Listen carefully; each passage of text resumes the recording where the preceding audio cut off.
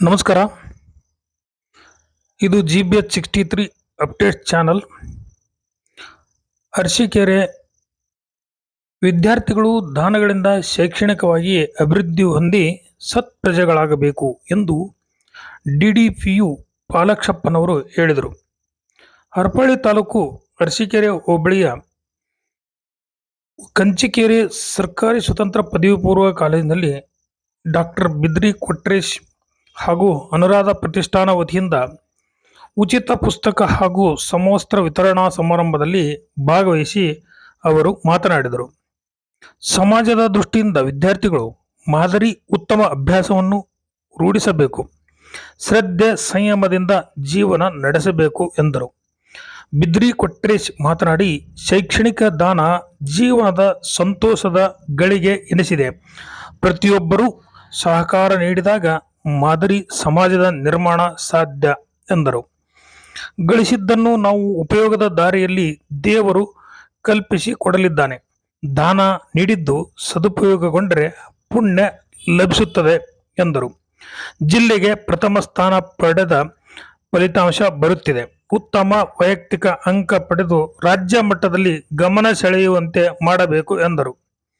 ಕಾರ್ಯಕ್ರಮದಲ್ಲಿ ಹರಪನಹಳ್ಳಿ ತಾಲೂಕಿನ ಗ್ರಾಮೀಣ ಪ್ರದೇಶದಲ್ಲಿನ ಅರಸೀಕೆರೆ, ಲಕ್ಷ್ಮೀಪುರ, ಸಿಂಗ್ರಿಹಳ್ಳಿ, ಕಂಚಿಕೆರೆ, ಮಾದಿಹಳ್ಳಿ, ಚಿಗಟೇರಿ, ಹಲವಾಗಲು ಸರ್ಕಾರಿ ಕಾಲೇಜುಗಳಿಗೆ ಉಚಿತ ನೋಟ್ಬುಕ್ ವಿತರಣೆ ಮಾಡಲಾಯಿತು. ಈ ಸಂದರ್ಭದಲ್ಲಿ ಪ್ರಾಂಶುಪಾಲರಾದ ವೀರಪ್ಪ ಚಳಿಗೇರಿ ಹಾಗೂ ತೊಪ್ಪಲ್ ಹಾಲೇಶ್, ರಾಮಚಂದ್ರಪ್ಪ, ವೆಂಕಟೇಶ್, ಅನುರಾಧ ಕೊಟ್ರೇಶ್, ಸುನಿಲ್ ಕುಮಾರ್ ಬಿದ್ರಿ, ಕೆಂಚನಗೌಡರು, ಬಸವರಾಜ್, ರಾಮನಾಯ್ಕ್, ವಾಣಿಶ್ರೀ ಮೊದಲಾದವರು ಭಾಗಿಯಾಗಿದ್ದರು. ಸುಮಾರು ಜನಗಳಿಂದ ನೀವು ವಿದ್ಯಾರ್ಥಿಗಳು ಬೆನಿಫಿಟ್ ತಗೊಂಡಿರ್ತೀರಾ. ಸೊ ಆ ಬೆನಿಫಿಟನ್ನು ತಗೊಂಡ್ಮೇಲೆ ಸರಿಯಾಗಿ ಯೂಸ್ ಆಗಬೇಕು. ಅವ್ರು ಕೊಟ್ಟಿದ್ದು ಅದು ಒಂದು ಸಾರ್ಥಕತೆ ಬರಬೇಕಂದ್ರೆ ನೀವು ಓದಬೇಕು. ಸೊ ನೀವು ಓದಿ ಒಳ್ಳೆಯ ಪ್ರಜೆ ಆಗಬೇಕು. ಅಲ್ಲಿ ನೋಡಿ, ದೇಶವು ನಮ್ಮನ್ನು ಪ್ರೀತಿಸುವಂತೆ ಸತ್ಪ್ರಜೆ ಆಗಿ ನಾವಿರಬೇಕು. ಅಂದರೆ ಸತ್ಪ್ರಜೆ ಅಂದರೆ ಒಳ್ಳೆಯವರು, ಅಂದರೆ ಸಮಾಜದಿಂದ ಏನೆಲ್ಲ ತಗೊಂಡಿರ್ತೀವಲ್ಲ ಮತ್ತೆ ಸಮಾಜಕ್ಕೆ ಒಳ್ಳೆಯದನ್ನು ಬಯಸಬೇಕು, ಸಮಾಜಕ್ಕೆ ರಿಟರ್ನ್ ಮಾಡಬೇಕು. ಆಗ ಮಾತ್ರ ನಾವು ಸತ್ಪ್ರಜೆ ಆಗ್ಲಿಕ್ಕೆ ಸಾಧ್ಯ ಆಗುತ್ತೆ. ಎಲ್ಲ ತಗೊಂಡು ಲಾಸ್ಟಿಗೆ ನಾವು ಒಬ್ಬರೇ ಇಟ್ಕೊಂಡ್ರೆ ಅದು ಸತ್ಪ್ರಜೆ ಆಗೋದಿಲ್ಲ, ಮತ್ತು ಏನೂ ಮಾಡ್ದಲ್ಲ ಇದ್ರೂ ಆಗೋದಿಲ್ಲ. ಸೊ ದೇಶದ ಬಗ್ಗೆ ಒಳ್ಳೆಯ ಒಂದು ಅಭಿಮಾನ ಇಟ್ಕೊಂಡು, ಸೊ ಈಗ ಸದ್ಯ ನಿಮ್ಮ ಒಂದು ಗುರಿ ಏನಂದ್ರೆ ಚೆನ್ನಾಗಿ ಓದೋದಷ್ಟೇ. ಈಗ ಇನ್ನು ಮುಂದೆ ಇದೆ ನಿಮ್ಗೆ ಒಳ್ಳೆ ಕೆಲಸ ಮಾಡಲಿಕ್ಕೆ. ಫಸ್ಟ್ ನೀವು ಆ ಒಳ್ಳೆ ಕೆಲಸ ಮಾಡ್ಬೇಕಂದ್ರೆ ನೀವು ನಿಮ್ಮ ಕಾಲ ಮೇಲೆ ನಿಂತ್ಕೋಬೇಕು. ಅದಕ್ಕೆ ಏನು ಮಾಡ್ಬೇಕಂದ್ರೆ ಚೆನ್ನಾಗಿ ಓದಬೇಕು, ಒಳ್ಳೆಯ ಒಂದು ಅಭ್ಯಾಸಗಳನ್ನ ರೂಢಿಸ್ಕೊಳ್ಬೇಕು. ಬರೀ ಓದಿದ್ರೆ ಸಾಲದು. ಸೊ ಜೀವನದಲ್ಲಿ ಒಂದು ಶಿಸ್ತು ಇರಬೇಕು, ಡಿಸಿಪ್ಲೈನ್ ಇರಬೇಕು. ಯಾವಾಗ ನಾವು ಜೀವನದಲ್ಲಿ ಶಿಸ್ತನ್ನು ರೂಢಿಸ್ಕೊಳ್ತೀವಿ, ಅದು ಟೈಮಲ್ಲಿ ಡಿಸಿಪ್ಲಿನ್ ಇರಬೇಕು, ಕೆಲಸ ಮಾಡೋದ್ರಲ್ಲಿ ಡಿಸಿಪ್ಲಿನ್, ಪ್ರತಿಯೊಂದರಲ್ಲೂ ಡಿಸಿಪ್ಲಿನ್, ಊಟ ಮಾಡೋದು ಎಲ್ಲದರಲ್ಲಿ ನಿದ್ರೆ ಮಾಡೋದು ಒಂದು ಡಿಸಿಪ್ಲೈನ್ ಅಂತ ಕರೆಕ್ಟಾಗಿ ನಾವು ಜೀವನದಲ್ಲಿ ಅಳವಡಿಕೆ ಮಾಡಿಕೊಂಡ್ರೆ ನಾವು ಒಂದು ಒಳ್ಳೆಯ ವ್ಯಕ್ತಿಯಾಗಿ ಬೆಳೀಲಿಕ್ಕೆ ಸಾಧ್ಯ.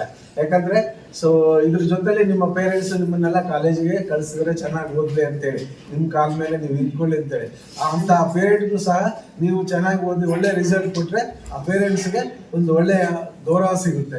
ಇಲ್ಲ ನೀವೇ ದಾರಿ ತಪ್ಪಿದ್ರೆ ಪೇರೆಂಟ್ಸ್ ತುಂಬ ಸಫರ್ ಪಡ್ತಾರೆ.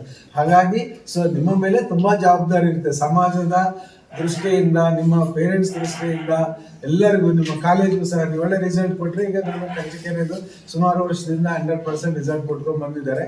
ಈ ವರ್ಷನೂ ಅದು ಇನ್ನೂ ರಿಸಲ್ಟ್ ಜೊತೆಲಿ ಡಿಸ್ಟಿಂಕ್ಷನ್ಸು ಜಾಸ್ತಿ ಬರಬೇಕು, ಒಳ್ಳೆಯ ರಿಸಲ್ಟ್ ಬರಬೇಕು. ಆಮೇಲೆ ನೀವು ಬೇರೆಯವರಿಗೆ ಮಾದರಿ ಆಗಬೇಕು. ಯಾಕಂದ್ರೆ ನಿಮ್ಗೆ ಅಂತ ಒಂದು ವಾತಾವರಣವನ್ನು ಈ ಕಾಲೇಜಿನಲ್ಲಿ ಪ್ರಿನ್ಸಿಪಾಲ್ ಇರ್ಬೋದು, ಸ್ಟಾಫ್ ಇರ್ಬೋದು, ಊರಿನ ಗ್ರಾಮಸ್ಥರು ಇರ್ಬೋದು, ಮುಖ್ಯವಾಗಿ ನಮ್ಮ ಡಾಕ್ಟರ್ ಕೊಟ್ರೇಶ್ ಸರ್ ಇರ್ಬೋದು, ಸೊ ಎಲ್ಲರೂ ನಿಮಗೆ ಒಳ್ಳೇದಾಗಲಿ ಅಂತೇಳಿ ಕೈ ಜೋಡಿಸಿದ್ದಾರೆ. ಅದಕ್ಕೆ ನೀವು ಫಸ್ಟ್ ನಿಮ್ಮ ಒಂದು ಮೈನ್ ಗುರಿ ಏನಂದರೆ ಒಳ್ಳೆ ರಿಸಲ್ಟ್ ಕೊಡೋದು.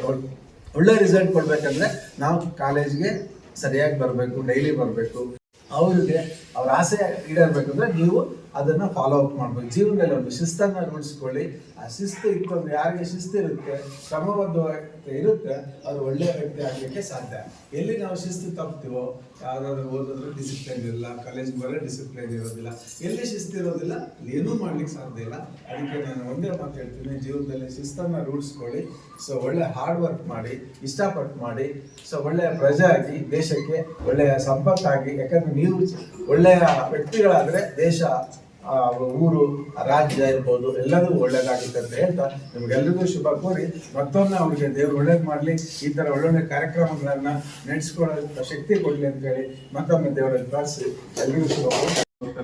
ಹಾಗೆ ನಿಮ್ಮಿಂದ ನಾವು ಬಯಸೋದಿಷ್ಟೇ, ನಾವೇನು ಈ ಸಮಾಜಕ್ಕೆ ನಮಗೆ ಸಮಾಜ ಸಾಕಷ್ಟು ಕೊಟ್ಟ ಮೇಲೇನೆ ನಾವು ಏನಾದ್ರೂ ಇವತ್ತು ಈ ಸ್ಥಿತಿ ಬರ್ಲಿಕ್ಕೆ ಸಾಧ್ಯ ಆಗಿದೆ. ಹಾಗೆ ನೀವು ಕೂಡ ಮುಂದಿನ ದಿನಗಳಲ್ಲಿ ಈ ಸಮಾಜಕ್ಕಾಗಿ ಸ್ವಲ್ಪ ಯೋಚನೆ ಮಾಡಿಬಿಟ್ಟು ಏನೊಂದು ಸಾಧ್ಯ ಇದೆ ನಿಮ್ಮ ಕೈಯಿಂದ, ಬಹಳಷ್ಟು ಕೊಡ್ಲಿಕ್ಕೆ ಆಗಲಿದ್ರು ಎಷ್ಟೆಷ್ಟು ಅವರ ಶಕ್ತಾನುಸಾರ ಸಮಾಜಕ್ಕೆ ಒಂದು ಋಣವನ್ನು ತೀರಿಸ್ರಿ ಅಂತೇಳಿ ಈ ಸಂದರ್ಭದಲ್ಲಿ ಹೇಳಿ, ನಮ್ಮ ಕಾಲೇಜಿಂದ ಒಂದು ಆಸೆ ಇದೆ. ಪಾಲಕ್ಷಪ್ ಸರ್ ಅವರು ಅದೇ ಹೇಳ್ತಾ ಇದ್ರು, ನಮ್ಮ ಶ್ರೀಧರ್ ಸರ್ ಅವರು ಸರ್ವಮಿ ಕಾಲೇಜಿನ ಸೆಕ್ರೆಟರಿ ಅವರು ಕೂಡ ಅದೇ ಹೇಳ್ತಿದ್ರು, ನೀವು ಜಿಲ್ಲೆಗೆ ಪ್ರಥಮ ಬರ್ತಾ ಇದ್ದೀರಿ, ಆದರೆ ರಾಜ್ಯಕ್ಕೆ ಬರಬೇಕು ಅನ್ನೋ ಆಸೆ ನಮ್ಮ ಪಾಲಕ್ಷಪ್ ಸರ್ಗೂ ಇದೆ, ಮತ್ತೆ ಶ್ರೀಧರ್ ಸರ್ ಅವರು ನಮ್ಮೆಲ್ಲರ ಆಸೆನೂ ಕೂಡ ಅದೇ ಆಗಿದೆ.